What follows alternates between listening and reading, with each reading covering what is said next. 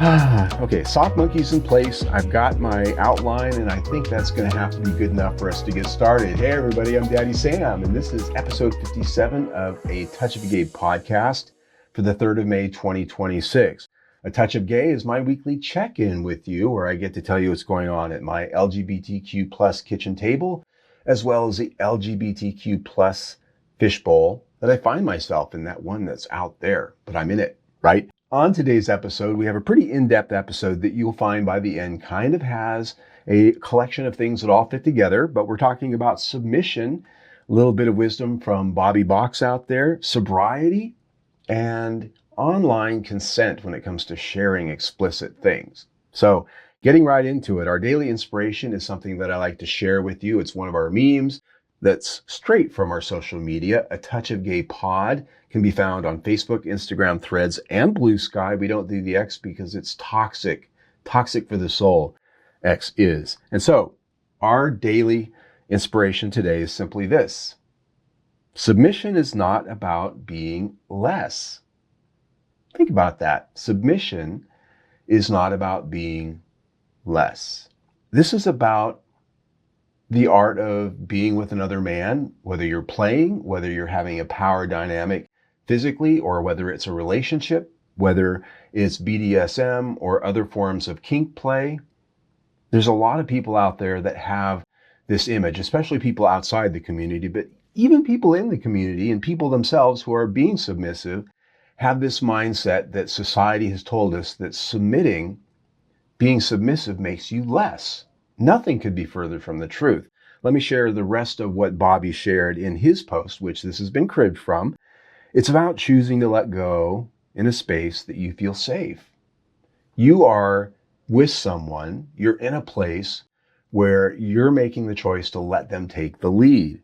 It's the quiet confidence of trusting someone else to take that lead. Yeah. And lastly, he adds, it's discovering that there's a different kind of power in not holding everything together for once. And this is really it. There are a lot of people out there who I know, and I'm kind of one myself, who are a type A personality. They read for most people as dominant.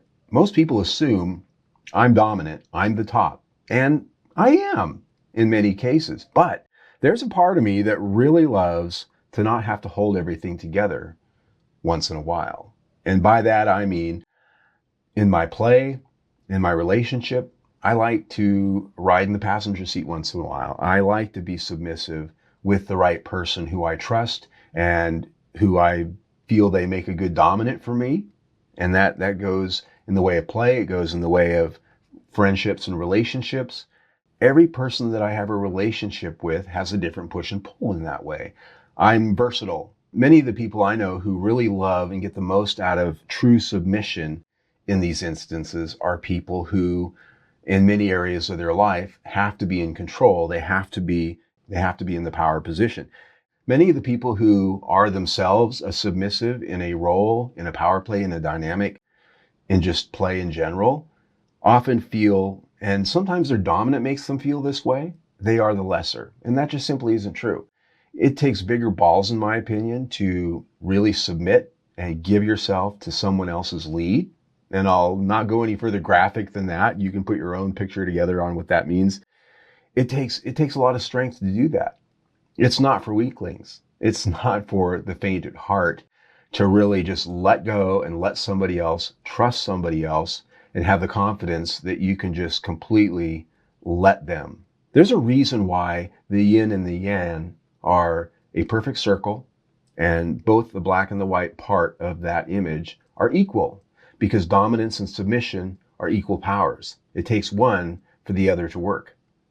Yeah, never think that you're less for being submissive or being in the submissive role. And yes, that dominance, the play sometimes can be that way. It can be about that, but know truly in your heart that what you bring to the table and letting go and trusting somebody else to be that dominant force is every bit as valuable as that dominant force. And so I want to thank Bobby Box for sharing that. He does a lot of this type of content. I admire the hell out of him. And so that's why I'm sharing what he said with you today. His handle right there on the screen, if you're watching us on YouTube. If you're not, by Bobby Box is his handle on most of the social media out there, Instagram in particular. Check him out, by Bobby Box. So checking in, this is my little quick check-in, my personal stuff that I like to share with you. I am hip deep in making some new leather. We talked about that last week. A lot of the leather that I have doesn't quite fit me as well as it used to because I've put on a few pounds since I bought it. But as I'm looking around my little studio office here, I see crafting going on. And if you're watching us, I'm showing you some pictures on YouTube of what this looks like. I'm making a new leather vest out of navy blue leather. It's going to have caramel colored stitching. So it's going to have that Levi denim look in terms of its color combination. And I'm going to be making some matching armbands to go with that. And if I have time, I'm also going to make a black version of this vest, which also has the caramel colored stitching. It's kind of a look that's been popular lately. And that way I'll have two complementary items and a pair of armbands that I can wear with either. And so I'm very excited about it. I have my own little sewing setup in a walk-in closet. You can see it on YouTube. It's very small, very quaint. I have leather hides hanging in there, which makes it smell so strong like leather after the door has been closed. It's as strong as poppers when you open that door, only it's probably a little bit healthier. Or maybe not. It's still chemicals. But nonetheless, this is my little workshop where I'm doing all this work and I'm having a fun time with it. The second thing I want to talk about is a friend of mine who's a leader in the community put on this wonderful workshop at our community center last week that I got to go and be a part of on cyberbullying, what it is, the moral arguments against it, and of course, the legal arguments against it and how to deal with it if it's happening to you. And this was all sparked by a friend of ours in the community who he's been bullied and he's been harassed by someone who created some fake accounts, and this person knew him well enough to have some personal information that they could use to twist and create and to really make this person's life difficult by continuously harassing them and posting things across social media that were very hurtful for them, both personally as well as potentially damaging to their job and things like that. So they've been dealing with this for a while, and it rose to a large enough situation that not only has this person been reported to the authorities for a lot of these fake accounts that they created to continuously do this, but my friend put together this wonderful panel and we had a great conversation about it last week at our community center. And it got me to thinking about a form of cyberbullying that I deal with. Now, it doesn't necessarily rise to the word bully, but it can, depending on how it's done. But that takes us to our first topic of the day, which is online consent for explicit content. Now, I'm a person who has both a personal account and various work accounts on various platforms of social media. There's probably over a dozen different social media accounts that I have across the internet, from personal to my different brands for the work that I do like this. And I've been doing this for over 20 years. So I've been on social media for over 20 years. Facebook is probably the most mainstream, then Instagram, then Threads and Blue Sky. And I have found over the years, even long before this podcast, that I get particularly gay men who will friend me. And before we even say hello or get to know each other, I am getting NSFW pictures in my private mailbox. They're sending me videos and pictures of what they're into, or they immediately roll into some very private questions about what I'm into. Do I have a boyfriend? What do I look for in a relationship? Yada, yada, yada. There is an etiquette to these things. Now, I'm separating mainstream social media, like all of the brands that I just mentioned, from hookup apps where there is an implied consent. When you go to a hookup app, there, for one thing, there's an implied consent to start asking and digging into questions about what are you into, what are you about, why are you here, what do you want to do. Even on the hookup platforms, there are people that will tell you you have consent to send pictures or you don't. And I'm not a prude. I love this type of content myself, but there's a time and a place for it and an etiquette to how you get into that. So if you're inquiring about private information like, do I have a boyfriend? What am I into? What do I want? What do you want to do? Maybe read my profile. And I say that on the hookup apps as well.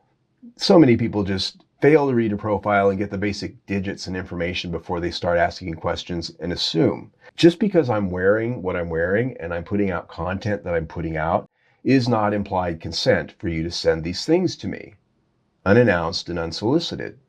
It isn't. And usually when somebody does this, and I have it happen at least once or twice a week, they get blocked immediately. If we don't have a conversation about this, or we don't already have some kind of a rapport in place, if that's the first thing I get from somebody, they get blocked because they didn't read anything, they don't know me, and I don't use mainstream platforms as a dating app. There's hookup apps for that. And on these major platforms, you can read that I'm married, you can see pictures of me and my husband and all these other things that I do that don't equal what you're sending me in the DMs. Please get consent before you send somebody NSFW content. It's just good etiquette. It's just good etiquette. Maybe I am a prude. I'm Gen X. I got to know people back before the internet, but it's not to say I don't love to see these things and love to engage with people in these kinds of conversations, but let's have a rapport first. Yeah. So moving on, I want to talk about media. I want to plug a podcast that I found out this week. It is the Aftermath podcast, Healing for Gay Men Addicted to Chemsex. Now, chemsex, if you've never heard of it, chances are you have.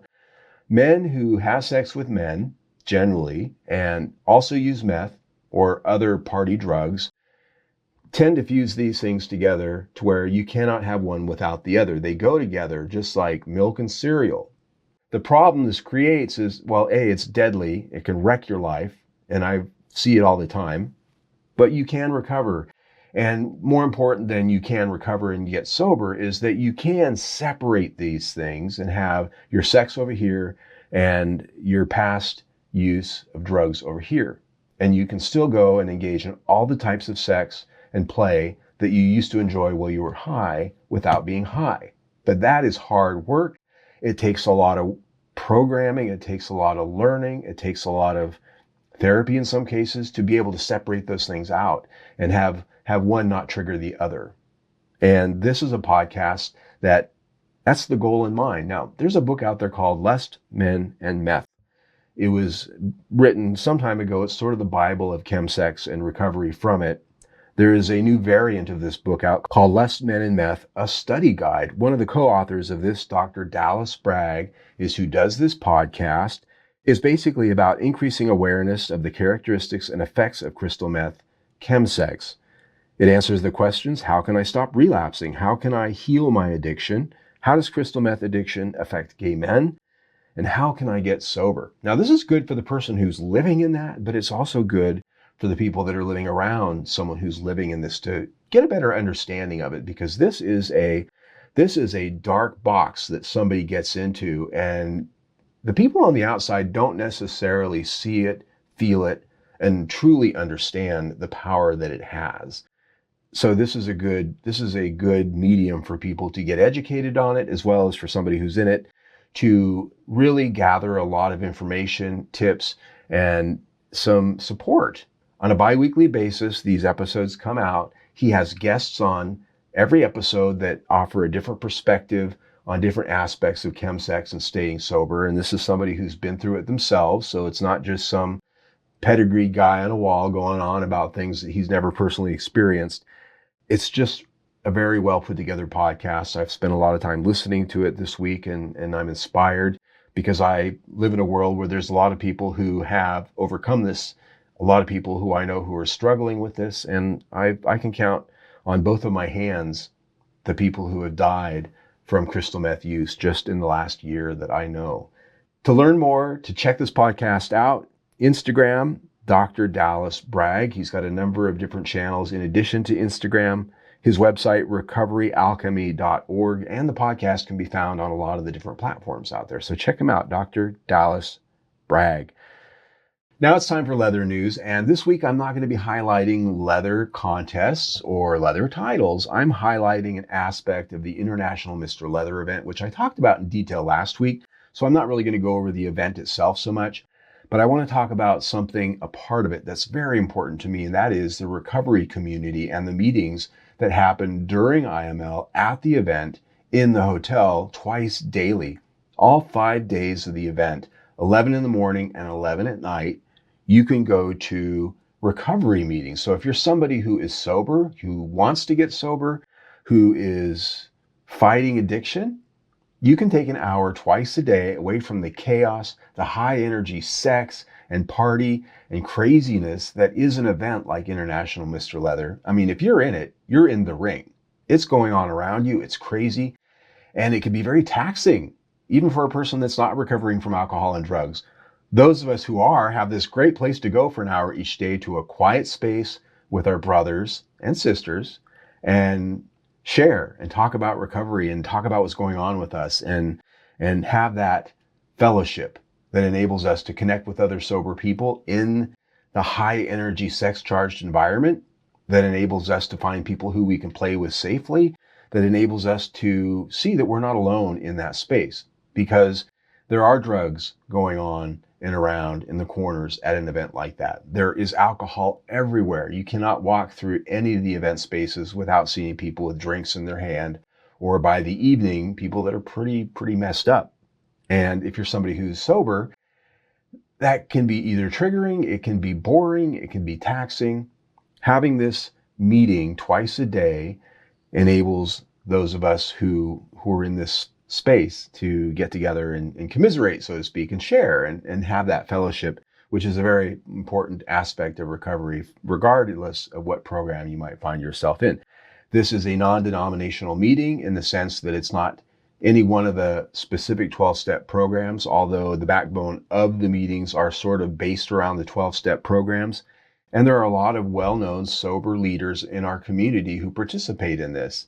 What many people don't know is that many of the people that run IML, who compete at IML, who are longtime participants of events like IML, are sober, because it takes bandwidth and money to do these things. And most of the time when we're deep in an addiction or alcoholism, we don't have bandwidth or money. We don't go at all. That's why there is such a big element of the recovery community present at these things. And one of the things I experience when I'm in my recovery community here locally, a lot of my friends say, boy, I admire you for being able to go to those big leather events and still stay sober. And the reality is, what they don't understand is, for those of us that participate in this element of the event, going to IML or CLAW or MAL or any of the big leather events around the country where these meetings also occur, it's like going to a big sobriety roundup conference that also happens to have gay sex and leathermen all around. So it's really the best of both worlds. So if you are somebody who struggles with alcohol or drugs and you really want to go to an event like this, but you're afraid that you just can't make it through the event sober, remember the fact that there are meetings at these events, at this event. And there is a website, soberleathermen.org, which is dedicated to listing events around the country who have meetings during their events, as well as meetings and fellowships that you can find either locally or online. Meetings where you can go and share about your LFK lifestyle and sobriety at the same time. And that sort of blends over to that podcast we were just talking about. When you look at sobriety and recovery fellowships that are based around the leather fetish kink context, you are looking at a community and a fellowship which is experienced in pulling those two elements apart of chemsex or alcoholism as it relates to your sex and play life. You can separate those things. Meetings like this are a very important way for a lot of people to do that. So yeah, check it out, soberleathermen.org. And guess what? I have one more recovery-related topic to talk about. So if recovery just drives you bonkers, this is the wrong episode to listen to. The last event I want to talk about is coming up in July 10th through the 12th, 2026. It is the Western Roundup Living Sober Conference in San Francisco in the Castro District. This is the 50th year of this LGBTQIA sobriety conference in San Francisco. This has been going on since the late 70s. Think about that. This is an event that's got lineage. This is an event that lived through the AIDS crisis in San Francisco. So there's a lot of history there. There's a lot of water under this bridge. And this is a very large annual conference. People come to it from all over the world. I know a lot of people here in Arizona that go to it. This is one of the big conferences to hit every year if that's something that you like to do in sobriety and you also happen to fit into our Rainbow Coalition.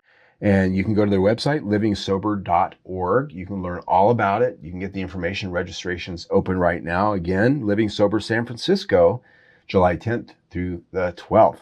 That is our episode for today. You can see our website, atouchofgay.com. That is where you'll find all of our content. That's not just our podcast, but lots of other things, videos and commentary from me, what I think, sometimes from a guest.